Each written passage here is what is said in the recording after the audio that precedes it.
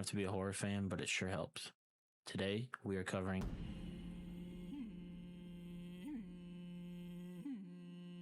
directed by Zach Hilditch, director of Netflix's 1922. We Bury the Dead follows Ava Newman after a catastrophic military accident devastates Tasmania. She volunteers to join a recovery mission in search of her missing husband and hoping to find answers. This movie is a fresh take on the classic zombie formula and is an excellent story on grief and how different people deal with it. Before we get into the movie, we'll go through the cast. There's about three main characters, I would say. There's a couple of side characters here and there, but Daisy Ridley stars as Ava Newman. You should recognize Daisy Ridley from Star Wars, the prequel trilogy. While not everyone's favorite, she was a pretty good part of that sequel trilogy. Britton Thwaites, I believe, as Clay. If you're a horror fan, you will probably know him from Oculus, an outstanding horror film in the early 2010s. And he is also in the DC show Titans, where he plays Nightwing. Mark Coles Smith plays Riley, and he's lesser known here in the United States, but he's a pretty popular TV actor in Australia. Show called Mystery Road. It's a crime mystery show. The film opens up and we are immediately introduced into what has happened. The United States has accidentally detonated a electromagnetic pulse weapon off the coast of Tasmania, killing around, they said, 500,000 people instantly. It was right off the coast of Hobart in Tasmania. And Tasmania has become a international quarantine zone. And they actually go through some of the footage of explosion, various different recordings, and a pretty inspiring spectacle. And Daisy Ridley's character Ava is on this flight, and she's on her way to Tasmania to volunteer for the search efforts. Her husband was on a business trip in a small town south of Hobart, and so she's on her way to find him. I should mention that when they get to the island, they are forced to give up their phones, no social media, so they can't have any outside interaction. And they have a sit down with the local army, and they tell them that not everybody who has died has stayed dead, and that some of them are coming back to life. It's not all of them come back to life, and not all of them act the same. Some are docile, completely harmless. And that's exactly what the military tells them, is that they're all going to be that way. But we soon find out that that's not always the case. And there are some pretty insanely disturbing zombies in this movie. They do a really good job of making these zombies feel like fresh and not just like your standard zombies you've seen for years. They did a really good job in this movie. And so they get on a bus and they're on their way to their first cleanup location, and they're given these like flares to pop in case there's anybody that isn't, or that has come back online, as they say. And they're driving through these residential neighborhoods, and there's lots of people and vehicles because of the volunteers, but it does feel very all hope is lost, apocalyptic. Using tractors to transport all the bodies as they pile them up. And Ava is up with this woman, and they go to their first house, and outside the front door there's I think it's 5 pairs of shoes, and it's a whole family in this house. And they make their way through the house, and they don't seem to find anything, and they find the whole family in the backyard. And it seemed like they were just having a fun family day outside. And the movie is very sad. It's full of grief. The whole movie is a story about grief and how to deal with loss and how everybody handles things differently. And we see that right away, where this woman who's paired up with Ava at the side of the first family that they pull out, she has to go back home. She says that she has to go back home and hug her daughters. And I feel like that's a perfectly normal response. And this is hard for anybody with a heart. And then we meet Clay, who is going to be Ava's partner for pretty much the whole movie. And he comes out of a house. His partner also ends up leaving. And so him and Ava team up, and they start going from house to house, clearing out And Ava keeps questioning as to why some of them come back, but not all of them. And it's kind of explain it as the ones that come back have unfinished business. And I think that might just be a way to cope with why some come back and some don't. I feel like there's really not any actual explanation. I will say they do take the time to like identify the remains, and they take pictures of like these and their passports so they can notify the families. I come across some pretty disgusting. There's a scene where find these couple in the shower together, all huddled up, and the water's been running for I don't know how long, and they're just disgusting. Some of the body horror in this movie is very well done. People are having a conversation, and you find out that they are the ones that are coming back to life. They're blowing their heads off, basically, and killing them. And one of the ladies says that they should be studying them. Like neural pathways, and do some research into that and why they're coming back and whatnot. And we see presume a widow grieving her husband. Body's in the back of a truck, and she's standing there yelling at him to wake up. And kind of one of the stages of grief denial. You know, I couldn't even imagine something like this. And a woman sounds genuinely devastated. We then have our first corpse. Sort of don't really see it, but we see someone pop a flare, and then the army rushes in and takes him out pretty quickly. And Ava and Clay are searching this garage, and Clay finds this really nice car. I couldn't tell you what it is, but I know it's on the logos or emblems on it. But and Ava notices something dripping, and she comes across her first reanimated corpse, and it looks to be a garage worker, a mechanic of some sort, and he's drenched in oil, and there's blood coming out of his nose. It's a really disturbing sight, and like his eyes is bloodshot and like open, and he starts to like his mouth, and it's just like he kind of, but it's like there's a little bit of them still in there, kind of feels, but he doesn't move, or he movements really towards her. But then the army comes in, takes him out, and like any other Tuesday. And so she's sitting at night, and she's trying to devise a plan to get to the resort where her husband was supposedly staying. And it's about 200 miles away. That's what she writes on the map. And so she plotted out a course to get there. It's just the means to get there, because they're not letting anybody south of Hobart. And I believe that it's because the more south you go, the more active reanimated are, closer to the blast. Eva tries to leave, and she's caught by from the army. I don't know how to else describe it, but so she's caught red-handed trying to leave, and basically tells her to get back in there. And she sits down at the table. They're having there's this big party going on in room, and she sits down at a table next to Clay, and Clay pours her a drink. And he toasts to the night and the fat ladies in their narrow hallways. That's what he says. And he asks her about why she wants to go to Hobart so bad, and tells him about her husband and how he was on a work trip. And she starts to wonder if her husband's going to be. And I feel like after seeing the Canik covered in motor oil and reanimated, she thinks that there's still a part of him in there. And she is telling herself that she hopes that there's still a part of Mitch, her husband, in there. And she has this dream that her and Clay are sweeping this house, and I don't know if it's him, but she has this like this hallway, and then a reanimated corpse rushes out of the hallway towards her, and it's a pretty good scare.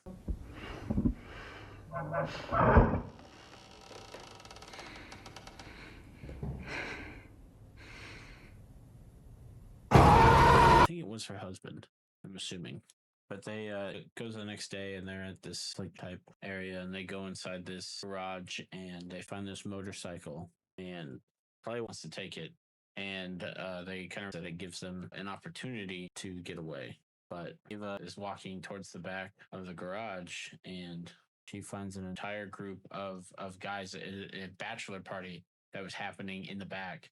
Of them is tied up to a hoist. And mind you, when they got into this room, all of them were dead.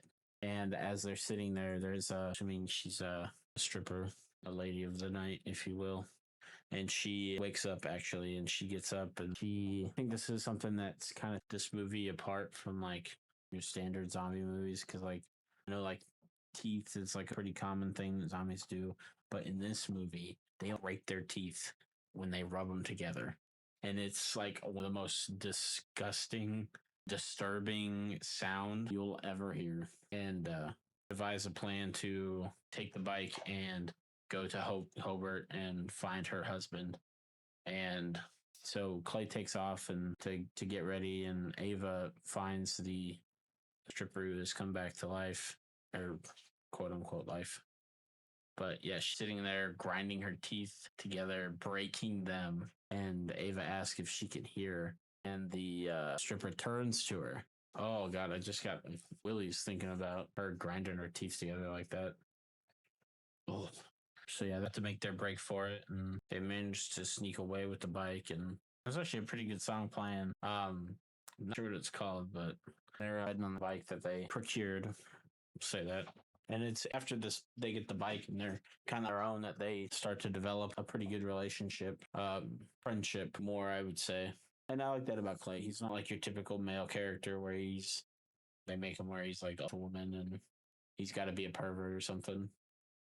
But yeah, he had going down the road, and they actually had to stop because they see a army vehicle, and they had to pull over to the side of the road and hide the bike. And as they're hiding, Ava looks down the dirt road behind them and sees a reanimated zombie with its arm torn off walking down the road towards them. And as the military vehicle drives by, they shoot him in the head and kill him.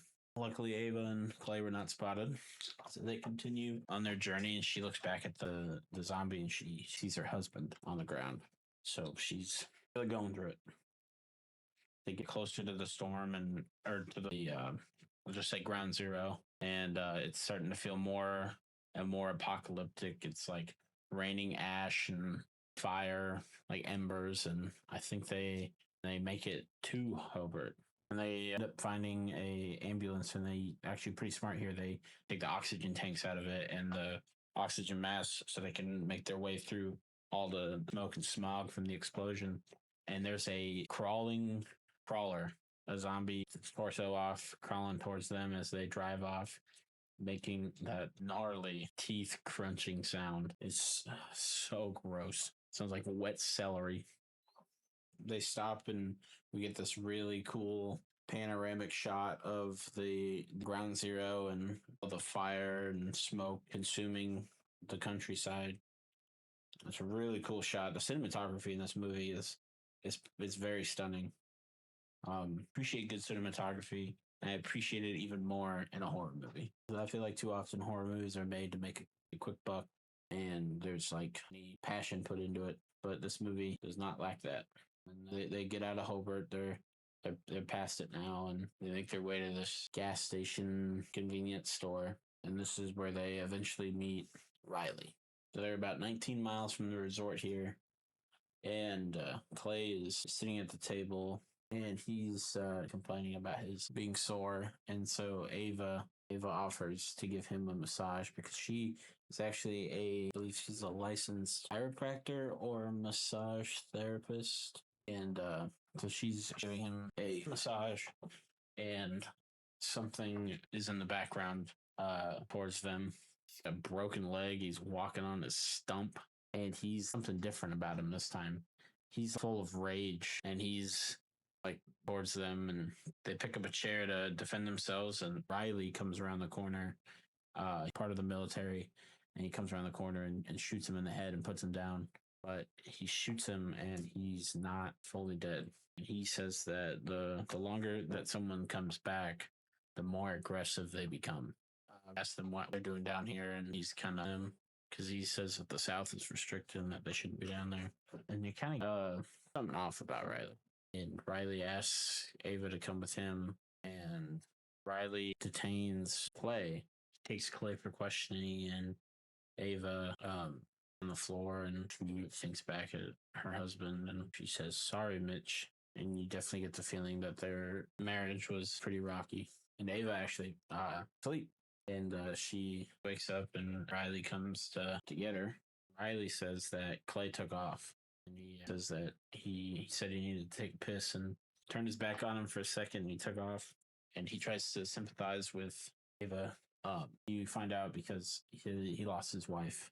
He tries to tell her that if she finds her husband, that she might not like what she finds. And so he has Ava go with him, and she sees the wedding ring on his finger, and I think that kind of earns a little trust with her. And so he takes her to his home. This is probably the most intense part of the movie, and I'd probably be hard to watch for some.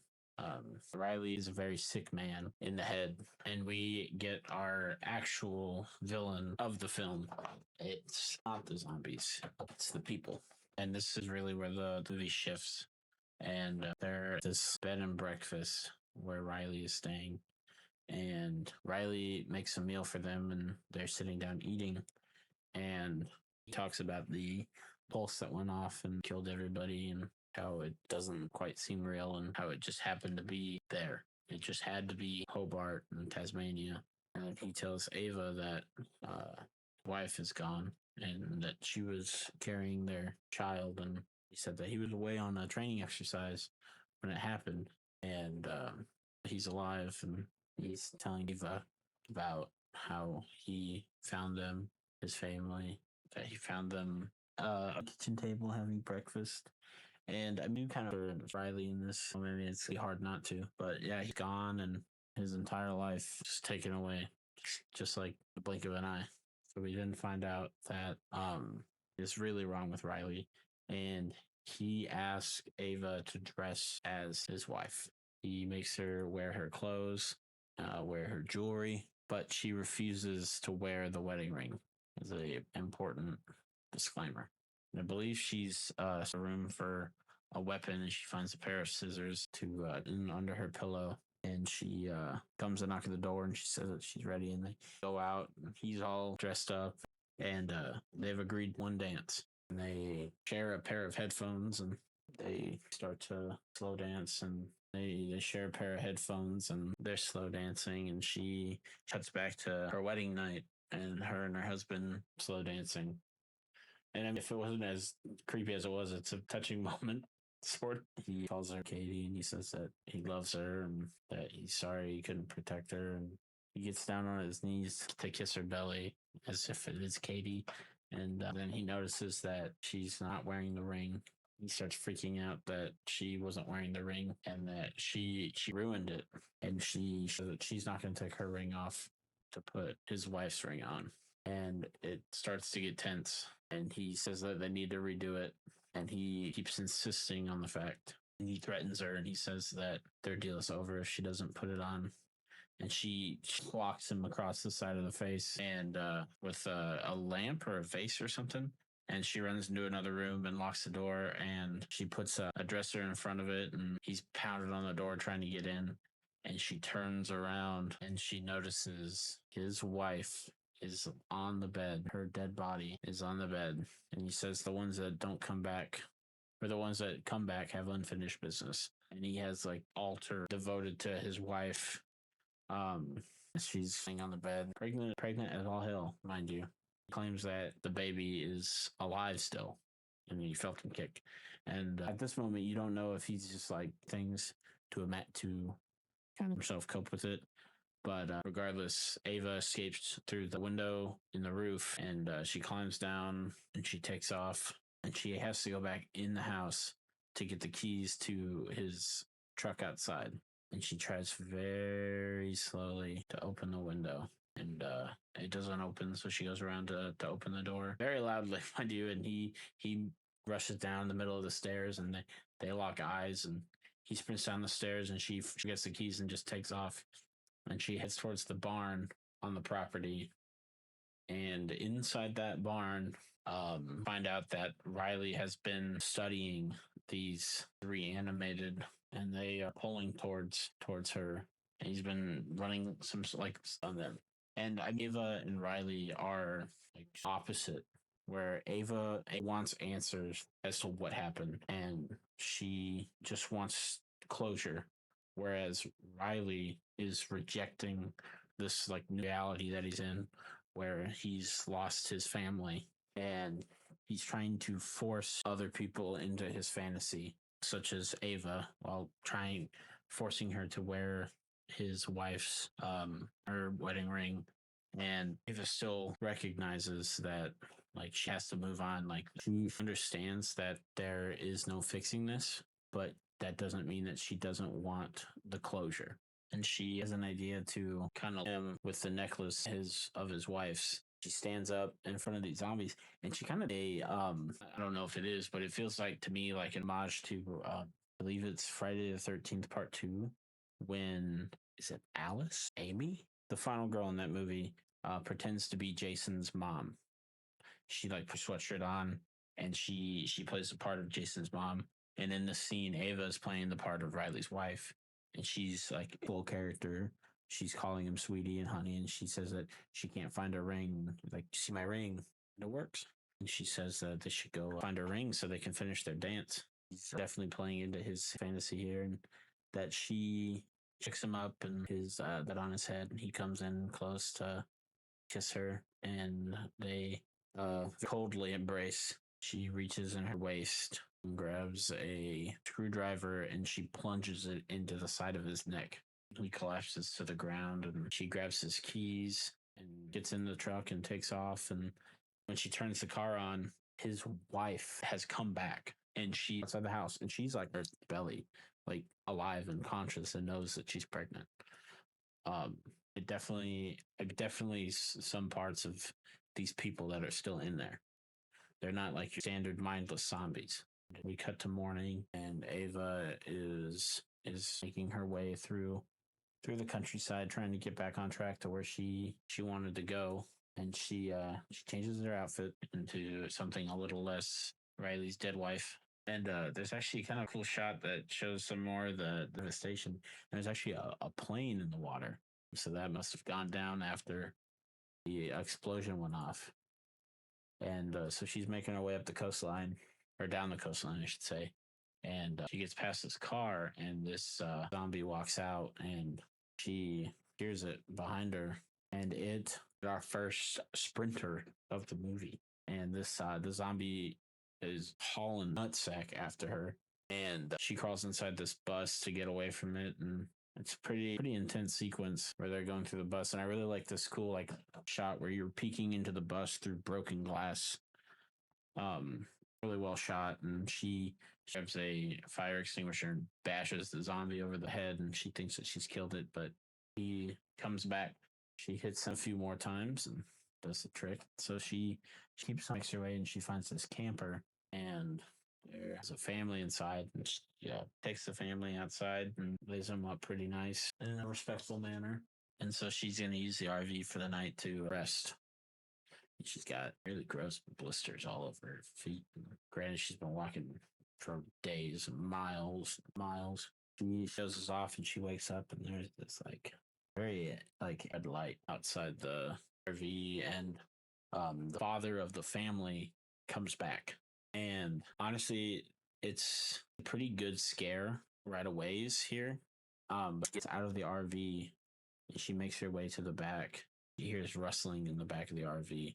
And right as she makes her way to the back, you see him kind of around.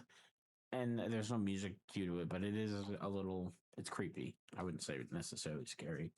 But then this is actually kind of a sweet moment where this father comes back, and he wants to give his wife a proper burial. And Ava realizes what he's doing and allows him to finish. And she actually ends up helping him. And she puts the bodies in the hole that he's dug, and they share this look of agreement. And he sits in the hole, and he waits for Ava, and he looks out onto the horizon as Ava bashes his head in and kills him. But he's resting with his family now, and she has the decency to actually bury them, and she covers them in with dirt. And it's a pretty heartwarming moment in such a tragic, grief-stricken movie. And we cut to the next day, and Ava has finally made it to the resort that she has been traveling towards this entire movie. She's walking through the halls of the resort, and she sees an employee of the month, Ruby Mitchell. Then it cuts to her zombified, staring at Ava through a window, looking like she wants a snack. and Ava makes her way to her husband's room. She prepares herself, and she goes inside, and there he is. He's slumped over on the ground, and she starts talking to him, and she reaches out and holds his hand, says that she's there, and basically she's begging for him to come back, and she's holding his hand, and she realizes that he's not wearing his wedding ring, and she notices 2 glasses of wine, and one of them has a red lipstick stain on it. He finds a pass or an ID for a woman, and she goes into the bathroom, and she finds her dead on the floor. And Ava's suspicions have all been true. She comments that she's pretty, and I definitely tell that this is not the first time, but it was certainly the last. And she begins to scold him that he doesn't have any unfinished business, and she's there, and she wants him to come back and face her. And she's crying, and she's begging him to wake up now. And Daisy Ridley's performance in this movie has been very good. Definitely bad writing on Star Wars, I tell you that, because she acts her ass off in this movie. And we hear a voice call out for Ava, and it's Clay. Clay is alive. He has come to the resort and found Ava, and they sit on the rocky shoreline, and she opens up about their troubles getting pregnant, and that she wanted to do IVF, and Mitch didn't, and their relationship fell apart. And she tells Clay that she had hooked up with somebody before he flew down here, and she told him she wanted to try and fix things, and that's why she came down here to try and find him, any part of him that she could. And Ava and Clay, then they spend the night at the resort, and they start to party, and they're getting pretty drunk, and they're having a really good time, and it looks like a lot of fun. And a zombie comes in and spoils the moment, and she taps it across the head, puts it on its back, and she just starts to bludgeon the ever-living shit out of this zombie and puts him down. They definitely wake up hungover, and she sees a portrait of a Viking funeral, and then has the idea to put Mitch's body out to sea, and she puts her wedding ring on the table before they send Mitch off. They're driving back from the resort, and they actually pass by the bed and breakfast that Ava and Riley were at, and they're making their way down this road and stop, and it's the pregnant lady, earlier Riley's wife, and she's all bloody down below, and she's trying to communicate to Ava that their baby is alive, and she turns around and walks away, and it clicks for Ava. There's a little house, little very rundown old house out in the distance, and she takes off for it, and you could hear a baby crying. And she finds this baby in this house, and it's a perfectly normal baby. And I feel like this is a good conclusion to the movie. Ava gets, I would assume that she's going to keep the baby, and she gets the baby that she always wanted, but never got. And it ends on a positive note. But that's the credits, and that's the end of the movie. This was a really good movie. I thought it was a pretty unique zombie movie, altering the formula just a little bit for the movie. And it was a good premise. I thought the acting was really well. Daisy really does a phenomenal job, really pulling you in and making you feel what she's feeling. Mark Cole Smith, the guy who plays Riley, is a very good villain. He definitely makes you feel for him at the beginning, but ultimately he's a psycho. But yeah, I would definitely recommend this movie to somebody, especially if they are a fan of zombie movies. This is a good new generation of zombie movie, just something a little different. Ultimately I thought this was a pretty good movie. Let me know what you thought of We Bury the Dead in the comments below. Let me know if you enjoyed it, if you didn't like it, what you didn't like about it, or what you did like about it. I am hoping to keep doing these reviews for anyone who's willing and wanting to watch. But thanks, and I'll see you in the next one.